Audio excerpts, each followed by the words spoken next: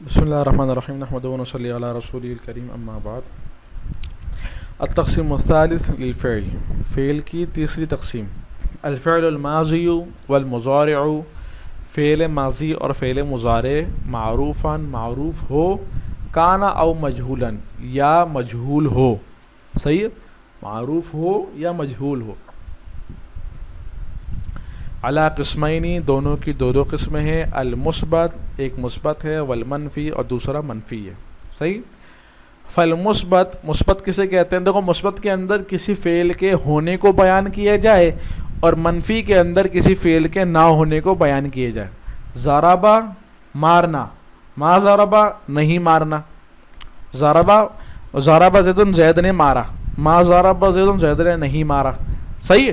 تو مثبت کے اندر مارنا ہوتا ہے، کسی کام کا ہونا ہوتا ہے، اور منفی کے اندر کسی کام کا نہ ہونا ہوتا ہے۔ ما ضرب زید زید نے نہیں مارا، یہ منفی ہے، اور ضرب زید زید نے مارا، یہ مثبت ہے۔ بس اتنی سی بات ہے۔ هو الذی، وہ ہے جو کہ یدل علی ثبوت وقوع الفعل، دیکھو یہ سب مضاف مضاف الیہ بن رہا ہے، یہ مضاف الیہ ہے، یہ مضاف ہے، یہ مضاف ہے، تینوں سمجھ لو مضاف مضاف الیہ بن رہے ہیں، صحیح۔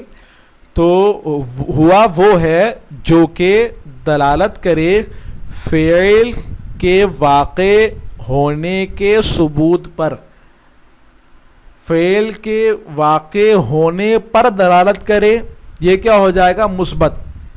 فعل کے ہونے پر دلالت کرے، یہ کیا ہو جائے گا؟ مثبت، صحیح ہے۔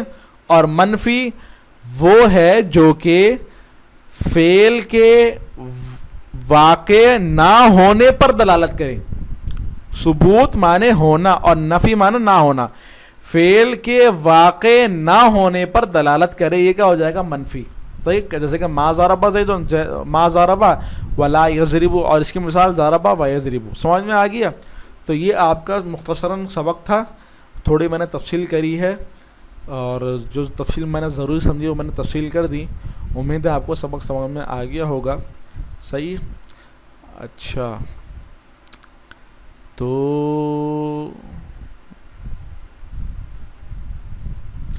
باقی تمارین وغیرہ ہیں، یہ آپ نے خود کرنی ہے، خود دیکھ لو، آپ ذرا خود حل کرو ان کو، صحیح۔ وآخر دعوانا الحمدللہ رب العالمین۔